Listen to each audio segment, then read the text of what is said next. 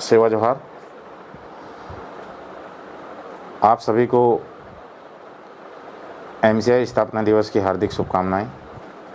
आज जैसा कि आप सभी का चहेता शिक्षण संस्थान मेडिटेक कैरियर इंस्टीट्यूट 5 वर्ष को पूर्ण कर 6वें वर्ष में प्रवेश किया है और इन 5 वर्षों में हमने एजुकेशन के क्षेत्र में, स्वास्थ्य के क्षेत्र में, या हम बात करते हैं सामाजिक जागरूकता के क्षेत्र में बहुत ही शानदार कार्य किया है और इसके सकारात्मक जो परिणाम देखने को मिल रहे हैं। जैसा कि हम लोगों ने जब इस संस्थान को शुरुआत किया था तो उस समय हमारी कोई पहचान नहीं थी मेडिटेक कैरियर इंस्टीट्यूट की, लेकिन आप सभी के सहयोग से जितने जो ज़िलेवासी हैं, चाहे वो बच्चे हो, चाहे उनके माता पिता हो, चाहे पत्रकार बंधु हो, चाहे जनप्रतिनिधि हो, चाहे प्रशासनिक अधिकारी हो, इसमें आप सभी का सहयोग रहा और आज हमारा संस्थान पूरे मध्य प्रदेश में एक अलग ही नाम से पहचाना जा रहा है। आने वाले समय में हम और क्रांतिकारी परिवर्तन लाएंगे शिक्षा के क्षेत्र में। इसके लिए हम लोग सतत रूप से, हमारी जो टीम है ये कार्य कर रही है और अच्छी बात यह है कि हमारी टीम को हर स्टूडेंट, उनके माता पिता, हमारे जो मीडिया कर्मी जो लोग हैं, प्रशासनिक अधिकारी, जनप्रतिनिधिगण, ये सभी लोग सहयोग कर रहे हैं। आज आप सभी के सहयोग से आज इस ज़िले में जिस प्रकार हम जिस स्पीड से आगे बढ़ रहे हैं, आने वाले समय में आप सभी के सहयोग से हम पूरे मध्य प्रदेश में ही नहीं अपितु हम कोशिश करेंगे कि जहाँ जहाँ तक आज तक आज़ादी के 75वें साल तक जहाँ पे सरकारें नहीं पहुँची, हमारे मेडिटेक संस्थान पहुँचने का कार्य करेगी। और इसी उद्देश्य को लेके आज एक छोटा सा मेरा एक सपना था। जब मैं 2010 में पीएमटी चयनित हुआ था, सागर मेडिकल कॉलेज से एमबीबीएस मैंने किया, तब जब मैं तैयारी कर रहा था उसकी मैं बात कर रहा हूँ, उस समय हमारे बैतूल ज़िले में अच्छे शिक्षण संस्थान नहीं थे। स्पेशली मैं बात कर रहा हूँ जो कंपटीशन लेवल की जो तैयारी करवाते हैं, जो मेडिकल की जो तैयारी करवाते हैं, जैसा अपन बात करते हैं, उस समय पीएमटी होती थी, स्टेट के लिए अलग से जो एग्ज़ाम होती थी मेडिकल कॉलेजों के मतलब प्रवेश के लिए। अब तो नीट हो रहा है, लेकिन उस समय हमारे बैतूल शहर में ऐसा कोई संस्थान नहीं था, लेकिन हमने प्रयास किया। आज मैंने जब एमबीबीएस में प्रवेश लिया था उसी समय से ठान लिया था कि मेरे अकेले डॉक्टर बनने से कुछ नहीं होगा, क्यों ना बैतूल ज़िले के जो बच्चे हैं, जो प्रतिभावान बच्चे हैं, चाहे किसी भी समुदाय से संबंध रखते हैं, उनके लिए कुछ अच्छा करें। और मैंने एक छोटी सी नींव रखी थी और हमारी टीम के सहयोग से, हमारी जो एमसीआई की टीम की बदौलत हम लोगों ने 24 घंटे मेहनत किया बच्चों के पीछे। हमारे ज़िले के बच्चों को तराशने के लिए, प्रतिभावान बच्चों को तराशने के लिए हम लोगों ने एक रणनीति बनाया, इसके लिए प्लान बनाया और ज़मीनी स्तर पर इसको लागू किया।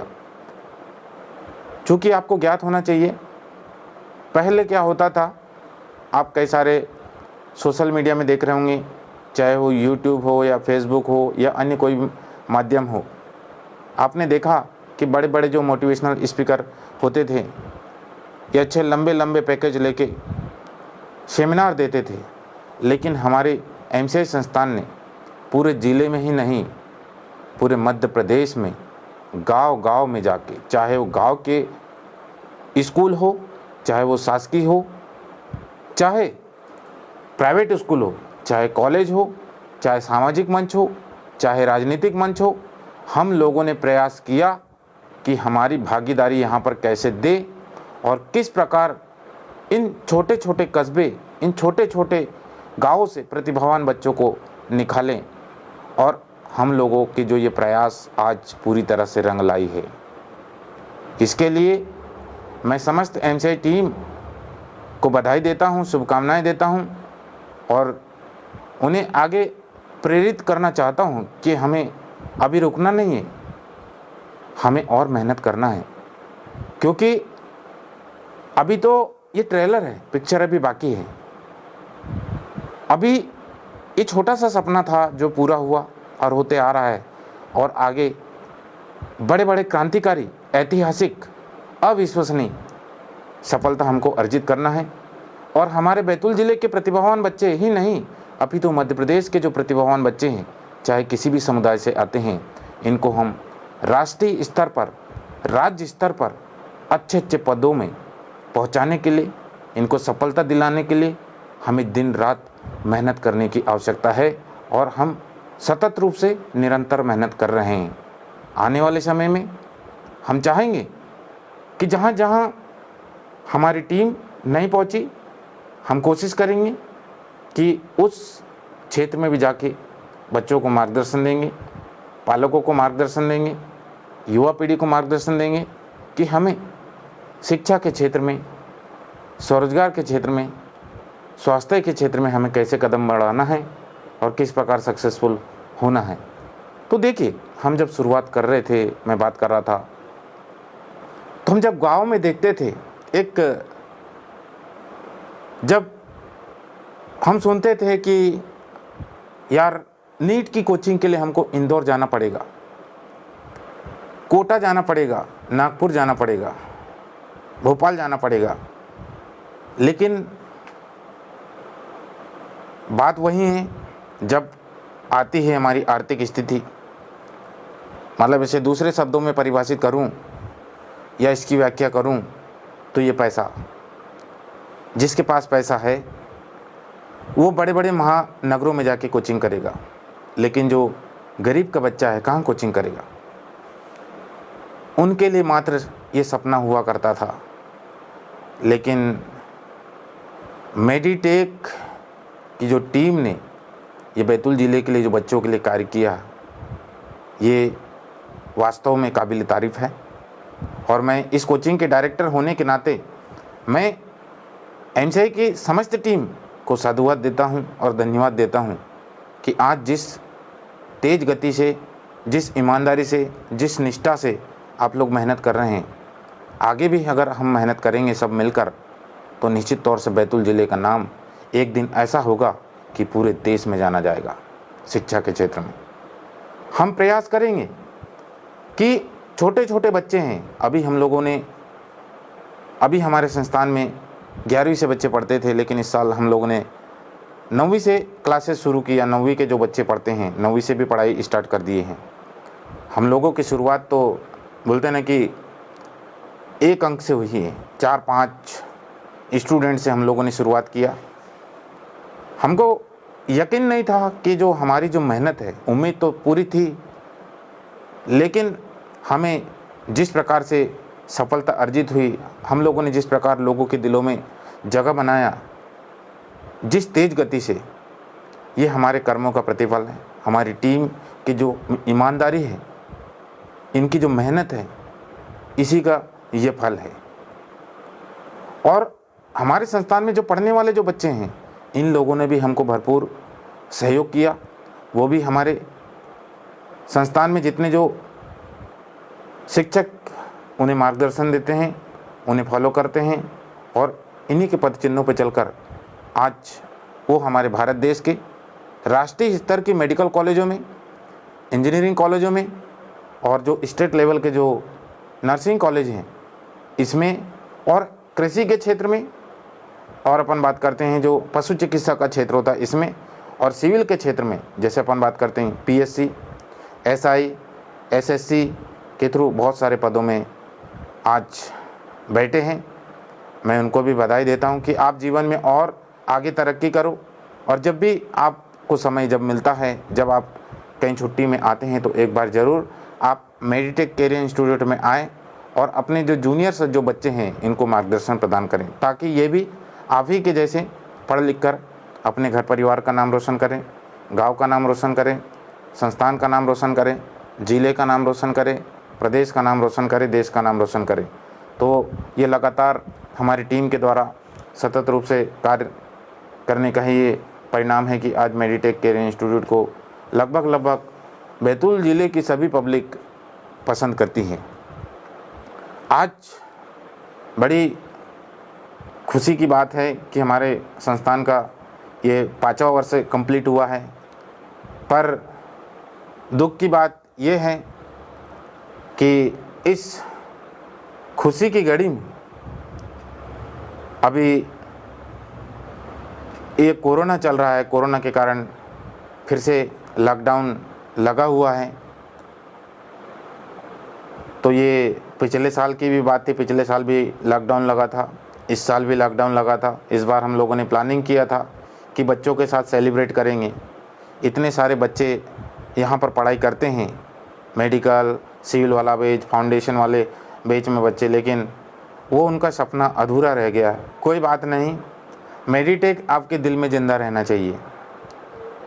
आप सेलिब्रेशन तो कभी भी कर सकते हैं, मेडिटेक आपके रग रग में दौड़ना चाहिए। आप मेडिटेक को अगर मानते हैं तो आप ईमानदारी से मेहनत करें। आप यहाँ के शिक्षकों को मानते हैं तो ईमानदारी से मेहनत करें और आने वाले समय में आप अपना नाम रोशन करें। अच्छे प्रतियोगी परीक्षाओं में चयनित होकर अपने माता पिता का नाम रोशन करें, ज़िले का नाम रोशन करें। क्योंकि देखिए, कोई भी व्यक्ति महान तभी होता है जब वो कर्म करता है, और कर्म करता है तो निश्चित तौर से उसको सफलता मिलती है।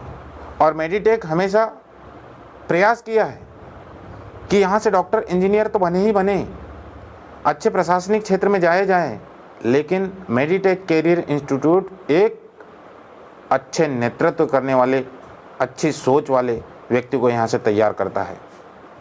हमारे संस्थान के द्वारा केवल पढ़ाई नहीं करवाई जाती है, यहाँ पर हमें समाज में किस प्रकार से रहना है, किस प्रकार से हमें जीवन यापन करना है, किस प्रकार से हमें समाज का नेतृत्व करना है, और किस प्रकार से हमें अपने क्षेत्र का नेतृत्व करना है। किस आने वाले समय में हमारे मेडिटेक कैरियर इंस्टीट्यूट से डॉक्टर इंजीनियर तो निकलेंगे ही निकलेंगे, आने वाले समय में हमारे मेडिटेक कैरियर इंस्टीट्यूट से अच्छे जनप्रतिनिधि लोग भी तैयार होंगे। अच्छी सोच के जो व्यक्ति तैयार होंगे तो निश्चित तौर से ये देश में, चाहे वो संवैधानिक क्षेत्र हो, चाहे वो राजनीतिक क्षेत्र हो, चाहे वो सामाजिक क्षेत्र हो, चाहे सांस्कृतिक क्षेत्र हो, चाहे कोई भी क्षेत्र हो, चाहे अपन बात करते शिक्षा का क्षेत्र हो, इन क्षेत्रों में अच्छे लोग मेडिटेक कैरियर इंस्टीट्यूट से तैयार होंगे, ये मैं आपसे वादा करता हूँ। जिस प्रकार आज अपन बात करते हैं कि हमारे भारत देश में कई शिक्षण संस्थान हैं जो केवल शिक्षा पे काम करती हैं, लेकिन भारत देश में एक ऐसा संस्थान भी है जो शिक्षा, स्वास्थ्य, रोजगार और सामाजिक क्षेत्र, सांस्कृतिक क्षेत्र, सभी क्षेत्रों में कार्य कर रही है। हमें व्यक्ति को संपूर्ण क्षेत्र में परिपूर्ण करना है, और परिपूर्ण होने के लिए उसे पहले उस प्रकार से बनाना पड़ेगा, उसे उस प्रकार से तैयार करना पड़ेगा, उनको अच्छी शिक्षा देनी पड़ेगी, तब जाके वो अच्छा व्यक्ति बनेगा। और जब अच्छा व्यक्ति बनेगा तो निश्चित तौर से वो अपने घर परिवार का, समाज का नेतृत्व करेगा। हमें आज आवश्यकता है, देखिए मैं अपनी व्यक्तिगत बातें बताता हूँ, कुछ चीज़ें बताना ज़रूरी है। कई सारे लोग मुझे भी बोलते हैं कि आप एक MBBS डॉक्टर हो, अच्छी खासी सैलरी आपको मिल सकती है। अभी कुछ दिन पहले मैंने कोरोना में काम किया, पर अभी थोड़ी से मुझे व्यक्तिगत कुछ समस्या आने के कारण मैंने ड्रॉप किया और फिर से मैं बच्चों के लिए समर्पित हुआ। कई सारे लोग मुझे बोलते हैं कि इतनी अच्छी सैलरी और बिल्कुल बैठे बैठे वाली सैलरी आपको मिल सकती, मतलब नौकरी मिल सकती है, तो आप बच्चों के पीछे क्यों मेहनत कर रहे हैं। तो उन सभी को मैं बोलता हूँ कि अगर प्रकृति शक्ति, पड़ापेन, सजोरपेन ने मुझे अगर ये अलग गुण दिया है तो निश्चित तौर से मैं इसका उपयोग करूँगा मानव कल्याण के लिए। क्योंकि मैं अगर नौकरी करूँगा तो केवल क्या होगा, मैं सीमित रहूँगा, लेकिन मैं अगर हजारों डॉक्टर तैयार करूँ, हजारों प्रशासनिक क्षेत्र में जाने के लिए अधिकारी तैयार करूं, हजारों नर्सिंग स्टूडेंट तैयार करूं, हजारों अच्छे नेतृत्व करने वाले लोगों को तैयार करूं, तो बाबा साहब ने यही तो बोला था कि आप मेरे जैसे अनुयायी तैयार करो। बिरसा मुंडा का भी यही नारा था कि आप मेरे जैसे अनुयायी तैयार करो, जो समाज का नेतृत्व कर सके, जो समाज के लिए लड़ सकें, जो समाज के लिए दहाड़ सकें, ऐसे लोगों को तैयार करो।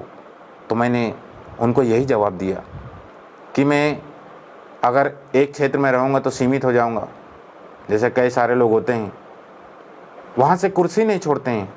लेकिन मैंने प्रयास किया, लोगों की हर बात को सुना, चाहे वो नकारात्मक बात हो, चाहे वो सकारात्मक बात हो, लेकिन मैंने निर्णय केवल अपने खुद के विवेक से लिया। यही चीज़ें, यही बातें मैं अपने कोचिंग संस्थान में पढ़ने वाले बच्चों को बताता हूँ कि आप लीडर बनो, आप लीडर बनो। जिस प्रकार मैं मंचों से दहाड़ता हूँ, तो मैं चाहता हूँ कि मेरे बच्चे भी भविष्य में पढ़ लिख कर मेरे जैसे दहाड़े, जो समाज का नेतृत्व कर सकें, समाज के लिए लड़ सकें, क्षेत्र के लिए लड़ सकें, देश के लिए लड़ सकें, और केवल अपने हक अधिकारों के लिए लड़ सकें। ऐसे लोगों को मैं तैयार कर रहा हूँ। तो मेडिटेक कैरियर इंस्टीट्यूट आज यहाँ तक पहुँचा है, तो इसके पीछे बहुत संघर्ष है, बहुत संघर्ष है। कोई एक टीचर का कोई योगदान नहीं है इसमें,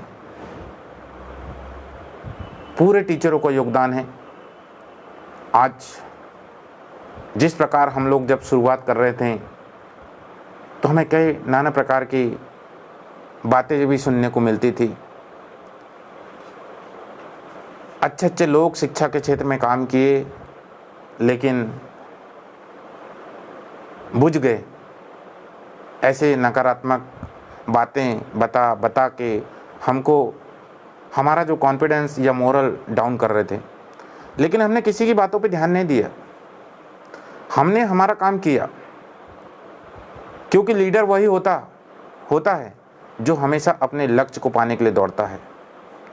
आजू बाजू लोग तो पत्थर मारेंगे, आपको नकारात्मक बातें बोलेंगे, लेकिन अगर आपको लक्ष्य तक पहुंचना है तो आपके जो दुश्मन हैं उनको आपको अवॉइड करना पड़ेगा। यदि आप आपके दुश्मनों से, हर दुश्मन से लड़ने लगोगे, तो आप सफलता अर्जित नहीं करोगे। तो ऐसी बातें जब हम लोग शुरुआत कर रहे थे, तो ऐसी बातें हमको बहुत सुनने को मिली। लेकिन जब हम धीरे धीरे रिजल्ट देते गए, कई सारे स्कूल संस्थानों में, कई सारे कॉलेजों में, हमको जब हम सेमिनार के लिए जाते थे तो लोग मना करते थे, आपके जैसे कई सारे लोग आए, कई गए। लेकिन हमने वहाँ हाथ पैर जोड़ा, सर हमको 10 मिनट चाहिए, आधा घंटा चाहिए, बस हम थोड़ी सी बात रखेंगे। कई जगह हमको इतना रिक्वेस्ट करने के बाद परमिशन मिला, कई जगह नहीं मिला, वहाँ से हमको ऐसे ही खाली आती लौटना पड़ा। लेकिन जब हम लोगों ने रिजल्ट देना स्टार्ट किया, तो हमें जो लोग मना कर रहे थे वो लोग हमारे ऑफिस में आए, डॉक्टर साहब और आपकी टीम के पास हमारे संस्थान के लिए समय है क्या? मतलब किसी महान व्यक्ति ने बोला है कि जब आपके सिग्नेचर ऑटोग्राफ में परिवर्तित होते हैं तो आप समझ जाना कि आप महान हो, महानता की लाइन में खड़े हो। तो मेडिटेक कैरियर इंस्टीट्यूट ने यही काम किया है। आज चाहे कोई भी गांव में कोई सामाजिक कार्यक्रम हो, चाहे कोई स्कूल में कोई कार्यक्रम हो, चाहे कहीं पे भी कोई कार्यक्रम हो, मेडिटेक की टीम हमेशा वहाँ अतिथि के रूप में रहती है। ये हमारे लिए भी गर्व की बात है कि हमारे कर्मों ने इस प्रकार यहाँ पर लाके हमको बिठा दिया। लेकिन आज भी अगर कोई भी व्यक्ति कहीं से भी हमें फ़ोन करे कि सर आपकी टीम की यहाँ पर ज़रूरत है, हमारे गांव के बच्चों को थोड़ा सा मार्गदर्शन देना है, तो हम बिल्कुल ज़रूर जाते हैं और टाइम पर जाते हैं। हमने आज तक किसी को मना नहीं किया। कई सारे लोग होते हैं कि बड़े पदों में पहुंच जाते हैं तो लोग ग्राउंड लेवल के लोगों को भूल जाते हैं। हमने हमेशा सीखा है कि अगर कोई धोखे से, अगर कोई साथी पीछे छूट गया है किसी कारणवश से, पढ़ना लिखना छोड़ दिया या किसी कारणवश से उसको रोज़गार नहीं मिला, तो हमने उसको भी अपना भाई अपनाया, भाई माना। क्योंकि जब हम सफलता के शिखर से जब नीचे आएंगे तो आपको पता होना चाहिए कि वही लोग हमको रास्ते में मिलेंगे। इसलिए हमें हर व्यक्ति से अच्छा संबंध बनाना भी चाहिए, रखना भी चाहिए। हमने प्रयास किया कि चाहे छोटे बच्चे हो, चाहे बड़े बच्चे हो, चाहे और बड़े बच्चे हो, चाहे वो बड़े अधिकारी हो, चाहे जनप्रतिनिधि हो, चाहे पत्रकार साथी हो, चाहे और भी लोग, सामाजिक लोग हो, हम लोगों ने सबसे एक अच्छा कुशल नेतृत्व और मिलनसार वाला ही व्यवहार आज तक पेश किया है। मेडिटेक की कहानी तो बहुत लंबी है, बहुत इसके पीछे बहुत मेहनत है, पर मैं अपनी कहानी और एमसीआई की कहानी नहीं बताऊंगा। आपको जानना चाहिए कि आज मेडिटेक केयर इंस्टीट्यूट जो काम कर रहा है सतत रूप से, एक आध दिन आपके बच्चे को आप यहाँ पढ़ाने मत भेजना, यहाँ पर आके एक बार उनको विजिट ज़रूर करवाना कि यहाँ पर नीट वाले बच्चे, नर्सिंग वाले बच्चे, सिविल वाले बच्चे, फाउंडेशन वाले बच्चे किस प्रकार पढ़ाई करते हैं। अगर 10वीं से नीचे वाला बच्चा भी हो, जैसे अपन बात करते हैं 6वीं 7वीं 8वीं, या प्राइमरी स्कूल में पढ़ता है, उनको भी एक बार यहाँ विजिट कराने ज़रूर लाएं। क्योंकि जब बच्चा देखेगा तो उसके अंदर क्यूरियोसिटी या जिज्ञासा उत्पन्न होगी और यही जिज्ञासा उसको सफल भविष्य निर्माण के लिए प्रेरित करेगी। तो मेडिटेक में ऐसा क्लाइमेट हम लोगों ने यहाँ पर दिया है बच्चों को, चाहे कोई भी माध्यम हो, चाहे शिक्षा हो, स्वास्थ्य हो या पर्सनालिटी डेवलपमेंट हो, सभी क्षेत्रों में हम लोगों ने मतलब मोटिवेट किया बच्चों को। आने वाले समय में बड़े बड़े लक्ष्यों को हम हासिल करेंगे और इसमें आप सभी का सहयोग चाहिए। मैंने हमेशा सोशल मीडिया में शिक्षा के अलावा बहुत सारे मुद्दे उठाया, आज की युवा पीढ़ी के लिए मुद्दे उठाया, लेकिन विडम्बना इस बात की है कि 80% जो युवा है वो सुनना नहीं चाहती।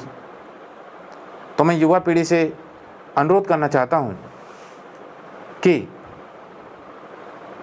आप सही चीज़ के लिए लड़ाई करें, शिक्षा, स्वास्थ्य और रोज़गार के लिए लड़ाई करें, अपने हक अधिकारों के लिए लड़ाई करें। क्योंकि आज जिस प्रकार हमारे देश में जिस प्रकार का माहौल बन रहा है, आने वाले समय में गरीबों का जीना यहाँ पर मुश्किल हो जाएगा।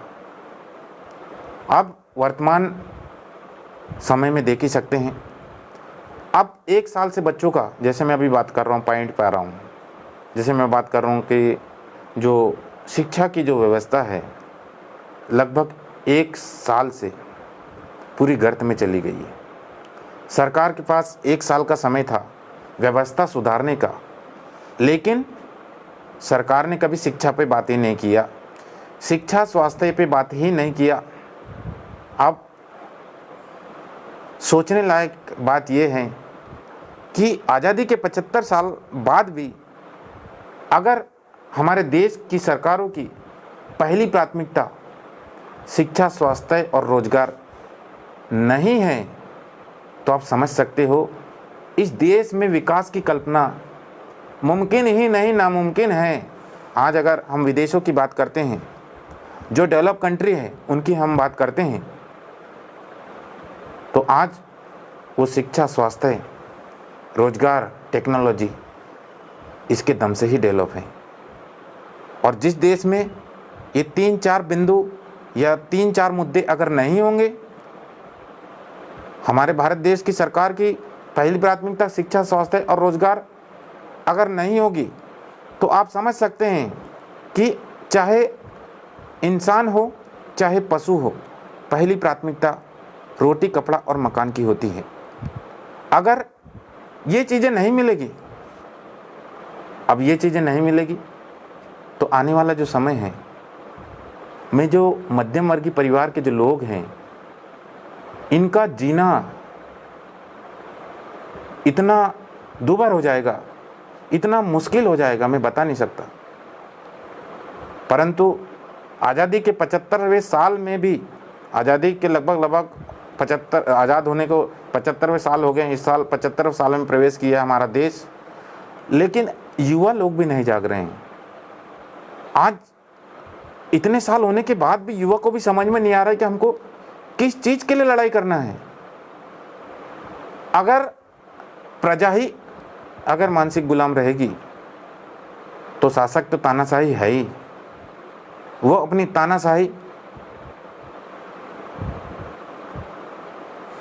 रवैये से इस देश की आम जनता को त्राही त्राही कर देगा। इस भारत देश में अभी कोरोना चल रहा है। अब जितने जो युवा लोग हैं, जितने मुझे जो देख रहे हैं, मैं उनसे अनुरोध करना चाहता हूं कि क्या हमारे भारत देश में जहां पर भीड़ भाड़ होती वहां पर कोरोना नहीं होता है क्या? ये सबसे बड़ा प्रश्नवाचक चिन्ह है। अभी देखिए, जहां जहां पर पूरे भारत देश में जहां जहां चुनाव होने हैं, जहां पर हजारों की संख्या में, लाखों की संख्या में सभाएं हो रही है, रैलियां हो रही है, no mask, no social distancing, तो क्या वहां कोरोना नहीं होगा? क्या हमारे भारत देश के जो राष्ट्र निर्माता है, जो पढ़ने लिखने वाले बच्चे हैं, युवा पीढ़ी है, जो एक एक बेंच में बैठती है, सोशल डिस्टेंस बना के सैनिटाइजर का उपयोग करती है, मास्क लगा के आती है, पूरी सावधानी के साथ आती है, तो सरकार को बस, सरकार का एक ही टारगेट है कि शिक्षण संस्थानों को बंद करो। अब ये सोचने लायक है, कई सारे अधिकारी लोग मुझे देख रहे हैं, कई सारे नेता लोग मुझे देख रहे हैं, कई सारे शिक्षक लोग मुझे देख रहे हैं, कई सारे डॉक्टर लोग मुझे देख रहे हैं, कई सारे हमारे स्टूडेंट लोग मुझे देख रहे हैं। ये प्रश्नवाचक चिन्ह है। आज हमें अपने आका के खिलाफ बोलने की आवश्यकता है। अगर आप अपने ऊपर हो रहे जुल्म के प्रति जागरूक नहीं होंगे, खड़े नहीं होंगे, विरोध नहीं करोगे, तो आपका आका आप पर इसी प्रकार अत्याचार करेगा। अभी लॉकडाउन लगा है, लॉकडाउन में क्या हुआ है आपको पता होना चाहिए। लॉकडाउन जब पिछले बार मार्च में जब लगा था, तो लोगों ने 2 रुपये के मास्क को 300 रुपये में बेचा, 500 रुपये में बेचा। तेल के भाव देखो, अनाज के भाव देखो, सब्जी के भाव देखो। पूरी प्लानिंग के साथ इन्होंने इस भारत देश में गरीबों को त्राही त्राही करने के लिए, मारने के लिए लॉकडाउन लगाया था, बिना प्लानिंग के साथ। ये सबसे बड़ा निंदनीय विषय है, पर हम क्या कर सकते हैं, इसके लिए हम ही जिम्मेदार हैं। अब आने वाले समय में हम शिक्षा को कैसे पटरी पर लाएं, ये हमारे लिए बहुत बड़ा प्रश्न उठता है। अब जितने जो पालक लोग हैं, जितने स्टूडेंट है, और जो मीडिया और जो जनप्रतिनिधिगण हैं, जनप्रतिनिधिगण को तो हटा ही दो, वो कोई काम के नहीं है। मीडिया वालों से मैं सोशल मीडिया के माध्यम से अनुरोध करना चाहता हूं कि आप जिस प्रकार कोई नेता का प्रचार प्रसार करते हैं, नेता कहाँ जा रहा है, कहाँ नहीं जा रहा है, ये जब पूरी जानकारी आपको है, तो एक बार अगर वास्तव में आप बोलते ना, भारत देश का चौथा स्तंभ मीडिया होता है, लेकिन अगर मीडिया बिक जाएगी ना, जो वर्तमान में बिक गई है, पूरी तो नहीं, इक्के दुक्के लोग बचे हैं, ये लोग सही चीज़ छापते नहीं है। अब मीडिया की भी जिम्मेदारी बनती है कि इन बच्चों के लिए आवाज़ उठाएं। ये बच्चे लोग 1 साल से इनकी ज़िंदगी पूरी ख़राब हो चुकी है, कई सारे बच्चे लोग पढ़ना लिखना भूल गए, कई सारे युवा आत्महत्या कर लिए हैं। ये हमें सोचने की आवश्यकता है। बातें तो बहुत कुछ हैं, पर आज हमारे कोचिंग संस्थान का जन्मदिन है, इसलिए मैंने ये बातें रखा, बहुत सारी बातें रखा। और मैं चाहता हूँ कि आप इसी प्रकार मेडिटेक कैरियर इंस्टीट्यूट को सपोर्ट करें। आप हमेशा प्रत्यक्ष या अप्रत्यक्ष रूप से हमें सहयोग प्रदान करें, ताकि आपके सहयोग से हम एक नई ऊर्जा के साथ कार्य कर सकें और अपने ज़िले का विकास कर सकें, प्रदेश का विकास कर सकें और देश का विकास कर सकते हैं। तो इसी उम्मीदों के साथ आप सभी को एक बार पुनः बहुत बहुत धन्यवाद।